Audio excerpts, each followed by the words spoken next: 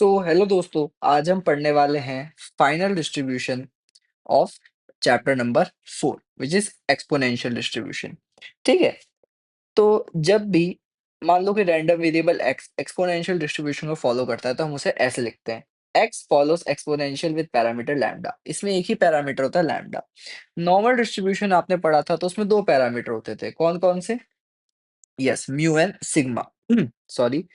तो exponential distribution में एक ही पैरामीटर होता है लैम्डा। ठीक है, इसका पीडीएफ लिखते हैं। ठीक है, पीडीएफ लिखते हैं।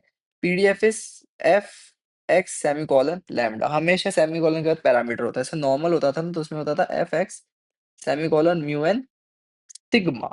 तो क्योंकि म्यू और सिग्मा उसमें क्या होते थे पैरामीटर, पर यहाँ पे सिर्फ एक पैरामीटर है लैम्डा। ठीक है, the PDF is this lambda e की power minus lambda x when x is greater than equal to 0 and 0 when x is less than 0. This is our PDF. ठीक है? ओके। लैम्डा e की power minus lambda x when x is greater than equal to 0 and 0 when x is less than 0.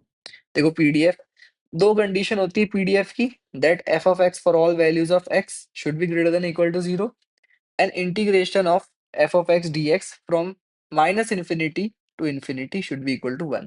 अब यहाँ मैंने lower limit में minus infinity इसलिए नहीं लिखा क्योंकि मैटर नहीं करता, राइट? बात है, समझो। देखो, रियल टर्म में तो इंटीग्रेशन हम इसका करेंगे लैम्डा e की पावर माइनस लैम्डा एक्स, और उसके लिए एक्स की लोअर लिमिट है जीरो, जीरो से लेके इनफाइनाइट तक, और लोअर लिमिट क्या है जीरो, तो इसलिए मैंने यहाँ लोअर लिमिट जीरो लिख दी थी। ठीक है, okay. Expectation of exponential distribution is 1 over lambda. Variance of exponential distribution is 1 over lambda square and standard deviation of exponential distribution is 1 over lambda. इसका मतलब expectation of exponential distribution is equal to standard deviation of exponential distribution which is equal to 1 over lambda. तो ये आपको पता होना चाहिए। ठीक है, इन सब का प्रूफ, इन तीनों का प्रूफ एक अलग वीडियो में सेपरेटली मैं बना दूंगा। प्रूफ इतने इंपॉर्टेंट नहीं है। अच्छा, एक ग्राफिकल रिप्रेजेंटेशन भी देखो। So PDF is f of x semicolon lambda is equal to lambda e की power minus lambda x when x is greater than equal to 0 and 0 when x is less than 0। So y axis पे f of x, x axis पे x. अब देखो, 0 से कम है x तो 0 है, और जैसे ही 0 हो गया तो क्या हो गया, 0 पे क्या वैल्यू आएगी? F of 0 is equals to lambda e की पावर, अच्छा ई की पावर माइनस, पहली बात तो बताओ मुझे एक चीज, f of x is equals to lambda e की power minus lambda x. E की power minus lambda x can be written as 1 over e की power lambda x, right? Now f of 0 is what? Lambda e की power lambda times 0, so this is 0 and e की power 0 is 1, so f of 0 is lambda, so f of 0 is lambda. अच्छा, मेरे को एक बात बताओ, f of x is lambda divided by e की power lambda x। जैसे जैसे मैं x बढ़ाता जाऊंगा, ठीक है, तो ये डिनोमिनेटर बढ़ता जाएगा, और क्योंकि डिनोमिनेटर बढ़ेगा तो पूरा फंक्शन छोटा होता जाएगा। ठीक है, ये तो आपको पता है ना, डिनोमिनेटर बढ़ाओगे तो फंक्शन छोटा होता जाएगा। तो इसलिए जो है, ये आप देख सकते हो, जैसे जैसे मैं x की वैल्यू बढ़ा रहा हूँ, ये एफ एक्स की वैल्यू छोटी होती जा रही है, राइट? और इसलिए मेरा जो फंक्शन है वो ऐसे आ रहा है। अच्छा, और ये जो एरिया अब ये बहुत छोटा होता जाएगा, ये very closer to X axis reach करने लग जाएगा, बहुत क्लोज क्लोज, टच नहीं करेगा ऑफ कोर्स, बहुत छोटा छोटा छोटा छोटा होता जाएगा। और फिर जब इसे इंटीग्रेट करोगे, एरिया निकालोगे कहाँ से, जीरो से लेके इनफाइनाइट तक, तो वो एरिया 1 आ जाएगा। ठीक है, इंटीग्रेशन से आप एरिया तो निकालते हो, और ये एरिया अंडर द कर्व क्या आएगा, जीरो से लेके इनफाइनाइट 1 आ जाएगा। ठीक है, हाँ, ठीक है, तो ये बहुत ऐसे एकदम पास पास पहुंचता जाएगा। एक और चीज नोटिस करो, जब x 0 था तब fx की वैल्यू मैक्सिमम थी विच वाज लैम्डा, तो when x was 0 fx was maximum at lambda, इसलिए जो एक्सपोनेंशियल है उसका मोड कहाँ पर होता है, एट x इक्वल टू 0। ठीक है, सेम चीज नॉर्मल डिस्ट्रीब्यूशन के लिए, अगर आप मोड निकालो तो नॉर्मल डिस्ट्रीब्यूशन में पता है कि मीन मोड मीडियन बराबर होते हैं, तो नॉर्मल डिस्ट्रीब्यूशन में मीन ही मोड है। अच्छा, और यूनिफॉर्म के लिए, यूनिफॉर्म क्या होता था कि 1 over b minus A, when x a से लेके b तक जा रहा है। ठीक है, तो यूनिफॉर्म में क्योंकि कोई पीक ही नहीं है इसलिए कोई मोड भी नहीं है। ठीक है, सीडीएफ के बारे में बात करते हैं। सीडीएफ क्या होता है? Probability x up to x, probability x up to x। ठीक है, capital x up to small x ऐसे लिखते हैं यूजुअली, इज लोअर लिमिट से इंटीग्रेट करना चालू करोगे कहाँ तक? x तक fx dx को। तो पीडीएफ को लिखने का सिंपल तरीका capital F small x semicolon lambda. क्यों? क्योंकि लैम्ब्डा पैरामीटर है। और लोअर लिमिट क्या है? क्योंकि फंक्शन है लैम्ब्डा e की power minus lambda x। Lower limit है 0 बिकॉज़ ये क्या होता था when x was greater than equal to 0, तो लोअर लिमिट 0, अपर लिमिट मैंने x मान ली। ठीक है? चलो इंटीग्रेट करो इसको। तो ये तो कोएफ़िशिएंट है लैम्ब्डा, e की पावर माइनस लैम्ब्डा x का इंटीग्रेशन होता है e की power minus lambda x divide by minus lambda, right? बिल्कुल राइट। ठीक है, क्योंकि e की पावर माइनस x का इंटीग्रेशन होता था e की power minus x divide by minus 1 plus c। तो इसलिए e की पावर माइनस लैम्ब्डा x का इंटीग्रेशन हुआ e की power minus lambda x divide by minus lambda, 0 से लेके x तक। तो दिस से दिस कट -1, तो -1 बाहर निकाल लो। तो दिस इज़ 1 ओवर e की पावर लैम्ब्डा x, है ना? 0 से लेके x तक। डालो upper limit, so -1, 1 over e की power lambda x equal to x minus 1 over e की power lambda times 0 which is e की पावर 0, e की power 0 is just 1। This means it is minus 1 over e की power lambda x plus 1. So this is 1 minus 1 over e की power lambda x, which is 1 minus e की power minus lambda x. This is our cumulative function, lambda, not mu, f of x. Done. चलो, अच्छा इसको मैंने हमेशा बताया था ऐसे ही लिखते, इसको आप रेंजेस में लिखते हो।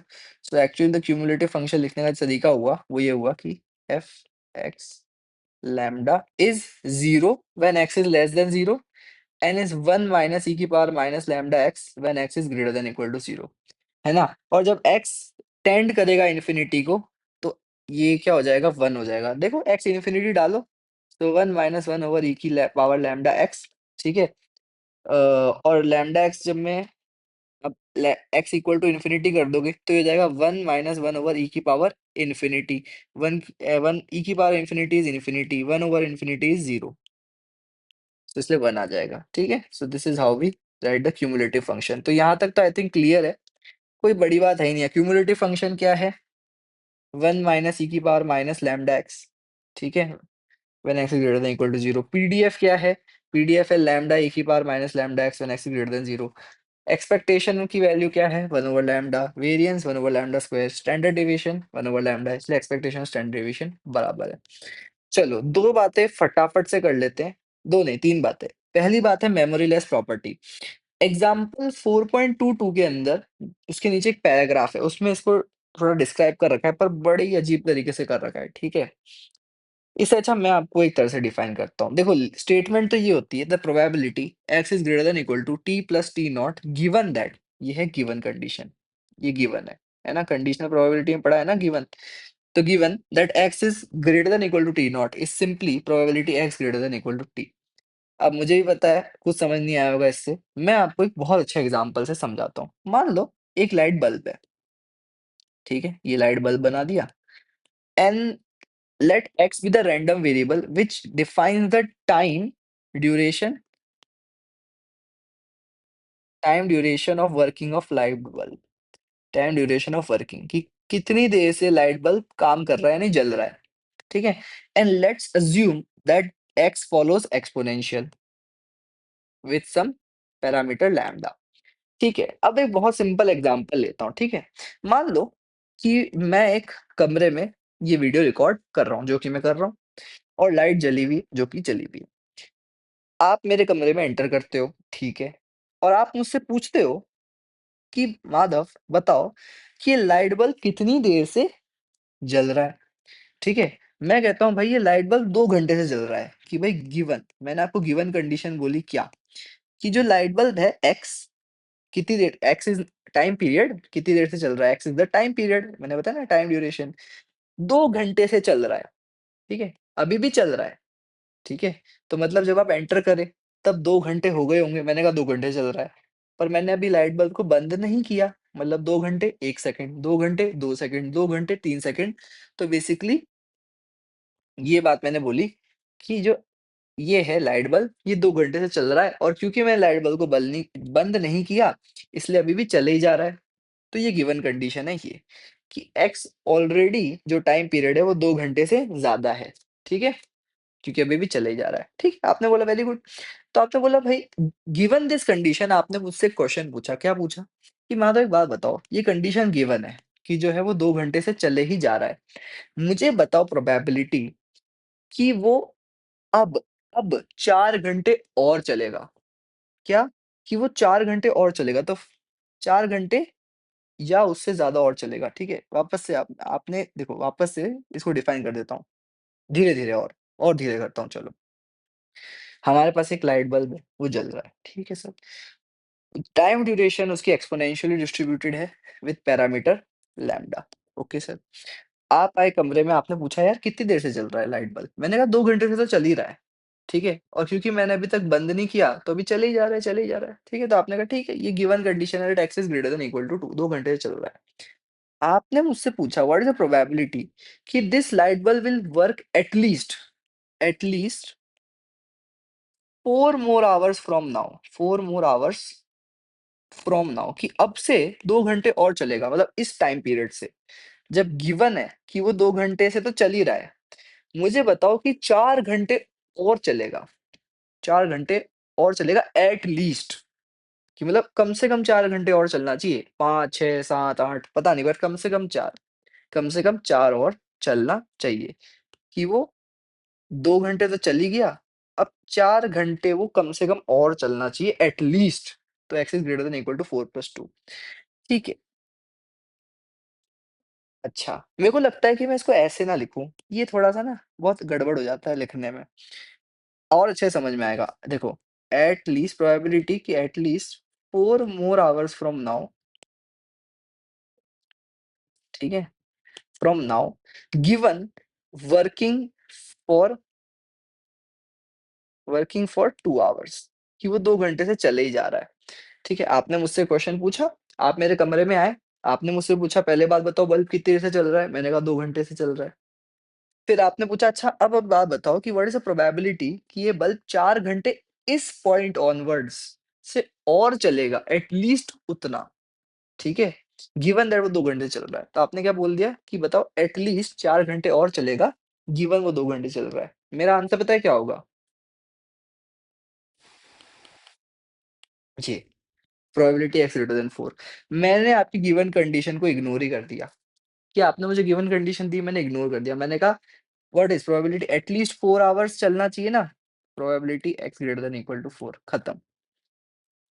मैंने आपकी गिवन कंडीशन को इग्नोर कर दिया and this is what we call as memoryless property, क्योंकि साफ-साफ बात होती है कि जब भी कोई एक्स्पोनेंशियली डिस्ट्रीब्यूटेड रैंडम वेरिएबल होता है, तो उसको फ़र्क नहीं पड़ता कि वो कितनी देर से चल रहा है, बस।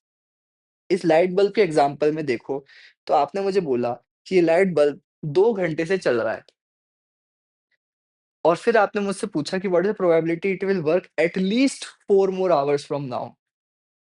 तो क्योंकि लाइट बल्ब का जो वर्किंग पीरियड है वो एक्स्पोनेंशियली डिस्ट्रीब्यूटेड है, तो लाइट बल्ब भूल गया कि वो 2 घंटे से चल रहा है।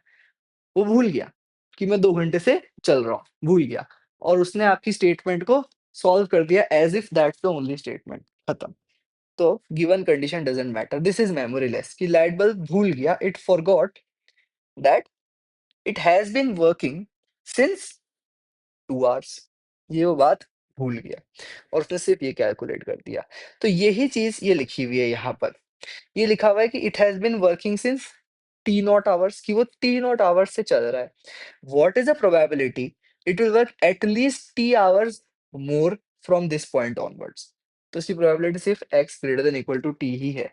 वो भूल गया कि वो टी नॉट आवर्स से चल रहा है, ठीक है? इसको अगर मैं क्वेश्चन की तरह समझाऊँ, तो अगर मैं आपसे पूछूँ दैट the again वो light bulb का example, that light bulb working period is exponentially distributed with some parameter lambda. Given that the light bulb has been working for 2 hours, what is the probability it will work at least 4 more hours from now? ठीक है, from now, ठीक है, इस point से लेके, तो आप पता है गिवन स्टेटमेंट इग्नोर करोगे, आप बोलोगे एटलीस्ट 4 मोर आवर्स निकालना है ना,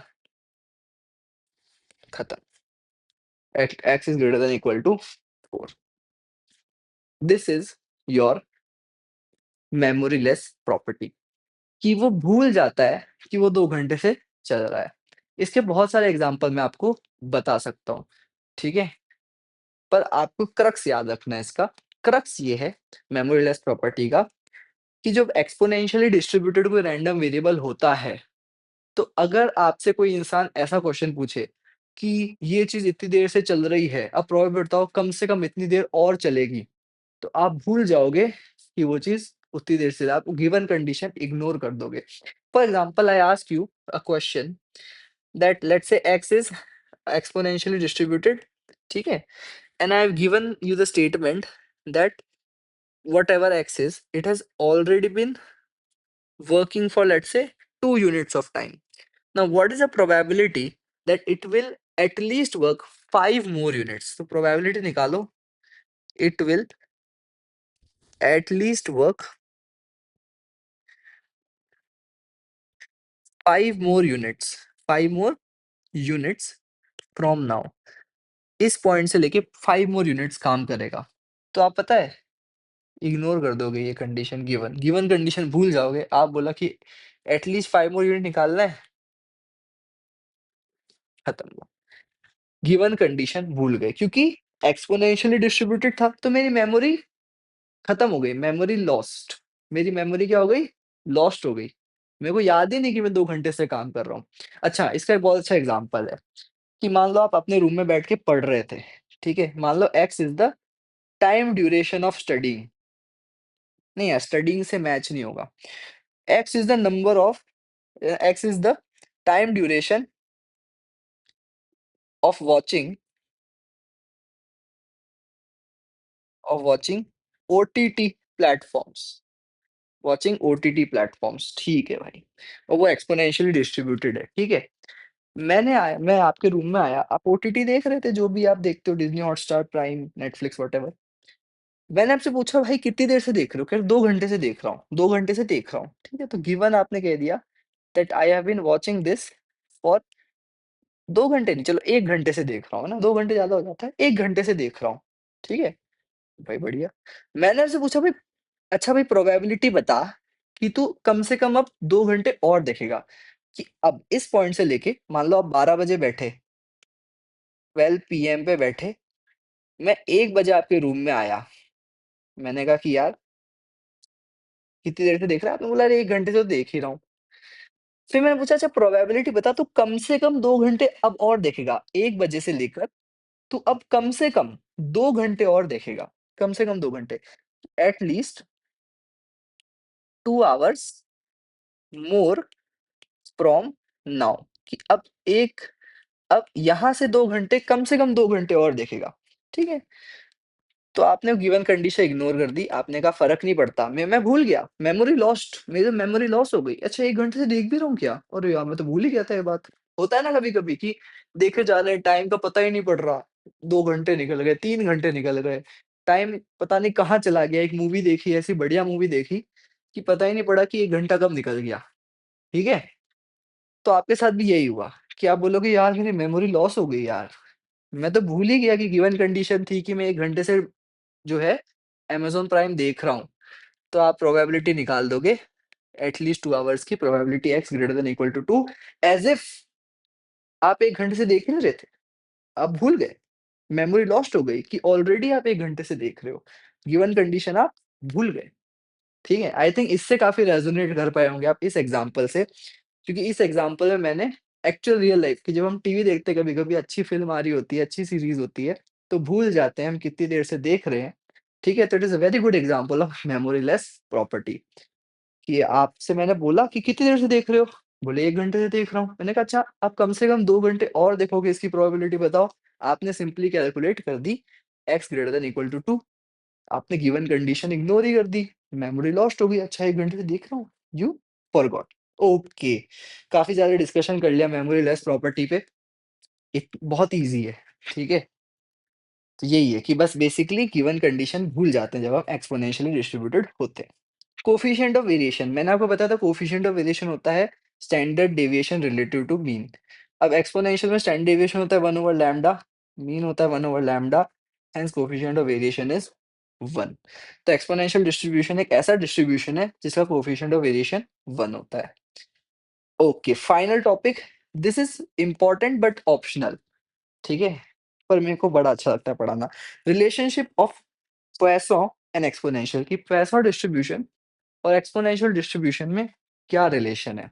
बहुत सिंपल, मान लो x is number of rain showers per day, x is number of rain showers per day, कि एक दिन में कितने रेन शावर होते हैं, and x is Poisson with mean mu, है ना, कि मीन म्यू है, x is Poisson. Then y, let y be the random variable, time in days between two successive rain showers, ठीक है, दो सक्सेसिव रेन शावर्स के बीच में कितना टाइम गैप है, वो रैंडम वेरिएबल y है, तो y will be exponential distributed with parameter lambda. Basically दो पोइसन डिस्ट्रीब्यूटेड इवेंट्स के बीच का जो टाइम होता है, वो कैसा होता है, एक्सपोनेंशियली डिस्ट्रीब्यूटेड होता है, ठीक है, ये होता है बेसिकली, ठीक है। जैसे कि नंबर ऑफ रेन शावर्स, अब नंबर ऑफ रेन शावर्स है पोइसन, ठीक है, तो उन दो रेन शावर्स के बीच में जो टाइम होगा ना, टाइम, वो किस तरह से डिस्ट्रीब्यूटेड होगा, एक्सपोनेंशियली। तो यहाँ पढ़ो वापस से, x क्या था, number of rain showers per day, ठीक है, और y क्या था, time in days between two successive rain showers. तो बस अगर मैं आपसे बोल दूं अर्थक्वेक्स, नंबर ऑफ अर्थक्वेक्स, ठीक है, इस distribution is Poisson, then the time period between two successive earthquakes is exponentially distributed, ठीक है, ये होता है एक्सपोनेंशियल और पोइसन में ये रिलेशन होता है, ठीक है। ये रिलेशन एक्चुअली आपके ओमिटेड है, जरूरी नहीं है आपको पता हो, पर मुझे लगता है आपको पता होना बहुत जरूरी है ये चीज, कि एक्सपोनेंशियल डिस्ट्रीब्यूशन एक्चुअली आता कहाँ से है। तो दो पोइसन इवेंट्स के बीच में, सक्सेसिव पोइसन इवेंट्स के बीच में, वो गिवन इंडिपेंडेंट है, ठीक है, वो जो टाइम फ्रेम होता है वो एक्सपोनेंशियली डिस्ट्रीब्यूटेड होता है। एक और एग्जांपल, कि मान लो number of students arriving in class, है ना, during a particular duration is Poisson, ठीक है, पोइसन की तरह डिस्ट्रीब्यूटेड है। तो then the time between arrival of two successive students will be exponential. तो बेसिकली दो पोइसन इवेंट्स के बीच का जो टाइम पीरियड होता है सक्सेसिवली, वो कैसा होता है, एक्सपोनेंशियल, है ना। मेरे को सबसे अच्छा एग्जांपल अर्थक्वेक्स का लगता है, because earthquakes are actually Poisson की तरह डिस्ट्रीब्यूटेड होता है, नंबर ऑफ अर्थक्वेक्स, और अर्थक्वेक्स के बीच का जो इंटरवल होता है, दो सक्सेसिव अर्थक्वेक्स का, क्योंकि number of earthquakes is Poisson, hence the time interval between two successive earthquakes is exponentially distributed।